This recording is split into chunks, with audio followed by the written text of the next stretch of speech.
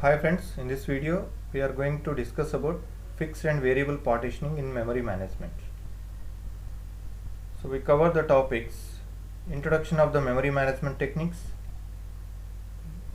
On those techniques we focus on fixed partitioning and variable partitioning techniques. So memory management techniques. Memory management is the function responsible for allocating and managing computer's main memory. So in memory management always we concentrate on the primary memory, and that primary memory should be managed by the operating system with the help of the memory management unit. So here the responsibility is towards memory management, allocating and managing the memory. Allocating means divide the memory into different partitioning and give that space to the process based on the request, and managing this memory. This is the main job. And there are two types of memory management techniques available. So the first one is contiguous. That means memory can be allocated in a continuous manner. For example, a process needs some 10 MB of memory.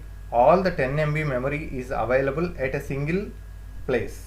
That is called contiguous memory allocation. And another one is non-contiguous. Means for 10 MB process, 5 MB is allocated at some place and 5 MB is allocated some other place. That is called non-contiguous. So the memory can be allocated either contiguous or non-contiguous. So in this video we concentrate on the contiguous memory allocation. And this contiguous technique can be divided into fixed or static partitioning, variable or dynamic partitioning. There are two types of techniques in contiguous memory management. One is fixed or static partitioning and another one is variable or dynamic partitioning. So fixed partitioning. So this partitioning technique is very oldest and very simple technique. Here the number of partitions are fixed. Partitions means divisions. So our primary memory is divided into number of parts. We call it as partitions. Those partitions are fixed. Means your RAM is divided into, let us say, 10 partitions. That 10 number is fixed. That cannot be changed. So on that 10 number we can allocate only 10 process. If it is divided into 20 partitions, we can allocate only 20 process. And size of partitions may be or may not be same.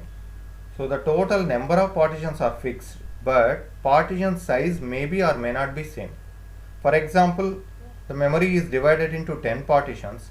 All the 10 partitions are of same size, let us say 2 MB, or variable size. One partition is 2 MB, another partition is some 4 MB, and another partition is some 10 MB.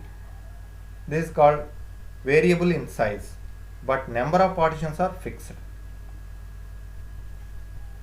And partitions are made before execution or during configuration of the system, and most of the time during the configuration of system only, so we can implement this fixed partitioning. So here the primary memory is divided into number of partitions. Here there are 1, 2, 3, 4 partitions, and 4 processes are allocated on these 4 partitions. Here P1, P2, P3 and P4, and the first partition size is 4 MB, and the second one 8 MB, third one 8 MB, and fourth one 16 MB. So partition number is fixed. 4 partitions, number of partitions are fixed. Partitions size may or may not be same. That all depends. So here the first partition is 4 MB. It can accommodate a process having size 4 MB or less than 4 MB. And for process 2, this is 8 MB. This is 8 MB and this is 16 MB. So if you observe, process 1 with size 1 MB is allocated on the 4 MB size. That means here the free size is 3 MB. So here also P2 size is 7 MB, but the total partition size is 8 MB, free size is 1 MB. Here also for P3 also the same. For P4, the total partition size is 16 MB and process size is 14 MB. So the remaining space, empty space, is 2 MB. So this kind of problem is called internal fragmentation. Even our process size is less than the partition size, that should be accommodated, and the remaining size is wasted. This is an internal fragmentation. Okay, and another negative point towards this fixed partitioning is, so here if you calculate, here 3 MB, here 1 MB, 1, 3, 4, 5 and 2, total 7 MB space is available in this memory. Let us say there is one more process coming for the request and its size is 6 MB. In this partitioning, 7 MB space is free, but the incoming request for 6 MB, even though we cannot accommodate the 6 MB space to that partition, but that size is that memory is not available contiguous, it is available at different places, so we cannot accommodate that to the incoming request. So this is called external fragmentation. Okay, so in fixed partitioning, number of partitions are fixed, but the size may be vary or may not be. This can be done at the time of configuration of the system only. So the advantages of this fixed partition is easy to implement. So we can implement very easy, there is no hard mechanism. Little OS overhead. So towards OS a little overhead. Disadvantages: internal fragmentation we discussed, external fragmentation, and limit process size. So process size is limited. So maybe variable size or maybe fixed size, the process size is limited. Limitation of degree of multi-programming. So because of the external fragmentation, and sometimes we cannot accommodate the space to the coming process, so that definitely reduce the degree of multi-programming. These are the disadvantages of the fixed partitioning. Then variable partitioning. So here the partitions are made during the runtime. That is the main difference between the fixed partitioning and variable partitioning. In fixed partitioning, at the time of system configuration only the memory is partitioned, but here partitions are made during the runtime. Size is equal to the incoming process. So whatever the request coming to the operating system, whatever the process coming with size 2 MB, size 5 MB, based on that partitioning is happened. Number of partitions are not fixed. So there is no fixed size for the partitioning. Based on the request only partitioning is developed, and that size is equal to the incoming process. Based on the request we are accommodate that much of space in memory.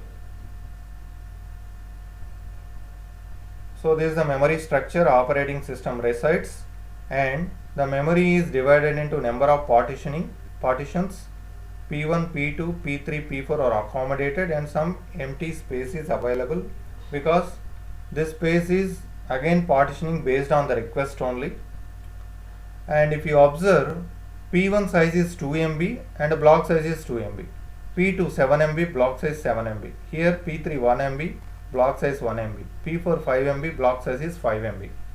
So here partition size is equal to process size.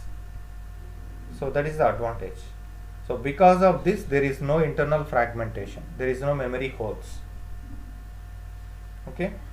So here the partitions are made during the runtime, and size is equal to incoming process, and number of partitions are not fixed. That is about variable partitioning. So come to the advantages. There is no internal fragmentation because our partition size is equal to the process size. No restriction on degree of multi-programming. So we can accommodate as much of process in memory.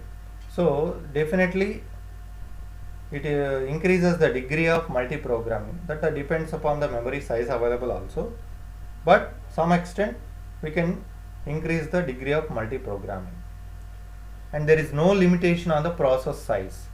Suppose one time 10 MB process is coming, based on that we can accommodate. Sometimes 100 MB process is coming, based on that we can accommodate. But depends on the memory size. Come to the disadvantages. Difficult implementation. So when compared to the fixed partitioning, implementation of this variable partitioning is somehow difficult, because for every request we need to calculate whether the memory is available or not. If it is available, based on the request only we are partitioning the memory.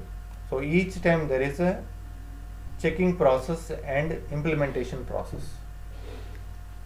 And there is external fragmentation.